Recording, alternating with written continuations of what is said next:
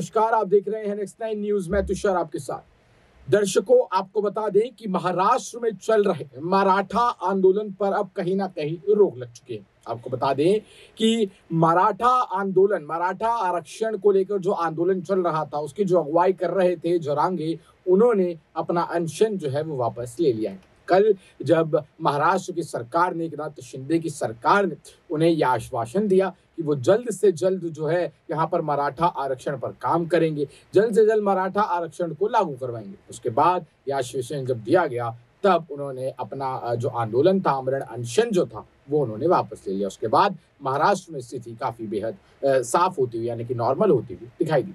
उससे पहले महाराष्ट्र में स्थिति काफी गंभीर बनी हुई थी। मराठा आरक्षण को लेकर लगातार जो आंदोलन चल रहा था, वो धीरे धीरे हिंसक रूप लेता जा रहा था। आपको बता दें कि कई नेताओं के घर फूके गए थे, चाहे एनसीपी का हो, कांग्रेस के हो या भारतीय जनता पार्टी के हो। कई गाड़ियां जलाई गई थी और कई तरह के हिंसक एक्टिविटीज जो थी वो इस आंदोलन में देखने को मिली थी। हालांकि इस मुद्दे को लेकर महाराष्ट्र में कोई भी दल इसके खिलाफ नहीं दिखाई दे रहा था, क्योंकि महाराष्ट्र में मराठाओं की तादाद को देखते हुए और जिस तरीके से जो सरकार है वो भी मराठा समाज से ही आती है, उसको देखते हुए सब इसका कहीं ना कहीं सपोर्ट तो कर रहे थे, लेकिन एकदम से इसको लागू करने के भी पक्ष में वो नहीं थे। यानी कि राजनीतिक फायदा इसमें ना देखते हुए इस मामले को संभालने की कोशिश थी।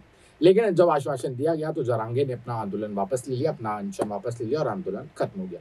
लेकिन आंदोलन तो खत्म हो गया है, लेकिन इस पर राजनीतिक टिप्पणियां अभी तक खत्म नहीं हुई है। दर्शकों, आपको बता दें, यूबीटी सांसद, शिवसेना यूबीटी सांसद संजय राउत ने एक बयान दिया है और कहा है कि आश्वासन देने से कुछ नहीं होता है। आश्वासन देने का मतलब है एक तरीके से लॉलीपॉप पकड़ा देना। ये वही लॉलीपॉप जरांगे को एकनाथ शिंदे की सरकार ने पकड़ाई है। उन्होंने अन्ना हजारे का एग्जाम्पल दिया और कहा कि अन्ना हजारे को भी तो यहाँ पर जो है, जब उन्होंने आंदोलन किया था दिल्ली में, तब उनको भी बड़े आश्वासन दिए गए थे, लेकिन क्या हुआ?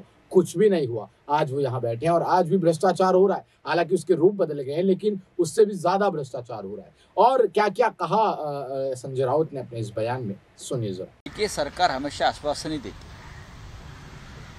सरकार हमेशा आश्वासन ही देती। अन्ना हजारे जब अनशन पर बैठे थे भ्रष्टाचार के खिलाफ, तब बहुत से आश्वासन दिए थे, उसमें से एक भी पूरा हुआ क्या? अन्ना हजारे वहाँ के वहाँ है, उनके गांव में बैठे हैं अभी। भ्रष्टाचार चल रहा है, भ्रष्टाचार बढ़ रहा है, सरकार बदल गई और भ्रष्टाचार का ये भी बदल गया, रूप भी बदल गया। जरांगे पाटिल जी ने जो उपोषण कल छोड़ा है अनशन, उनकी वजह है कि उनको आश्वासन दिया गया, आश्वस्त किया गया कि मराठाओं को कुंडी प्रमाण पत्र दिया जाएगा और उनको आरक्षण मिलेगा। लेकिन उससे मुद्दा हल नहीं होगा।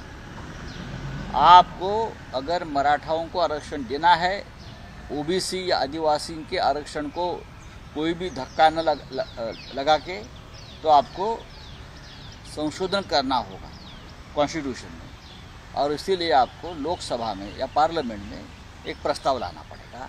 उस बारे में कोई बात नहीं कर रहे। तो देखा आपने किस तरीके से यहाँ पर संजय राउत सीधा सीधा कहते हुए दिखाई दिए कि ये जो आश्वासन दिया गया है, इससे मराठाओं को, यानी कि जो उनको आरक्षण चाहिए वो मिलने वाला नहीं है, बल्कि होना ये चाहिए कि इसको लेकर एक प्रस्ताव जो है वो लोकसभा में लाना चाहिए।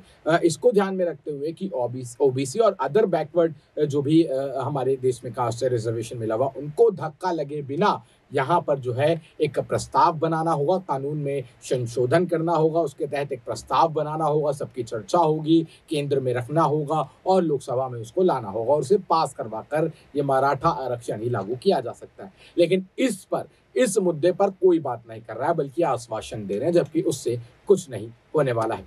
बहरहाल, आप इस पूरी खबर पर क्या सोचते हैं, क्या राय रखते हैं, नीचे कमेंट सेक्शन में जरूर बताएं। जुड़े रहें, देखते रहें नेक्स्ट 9 न्यूज।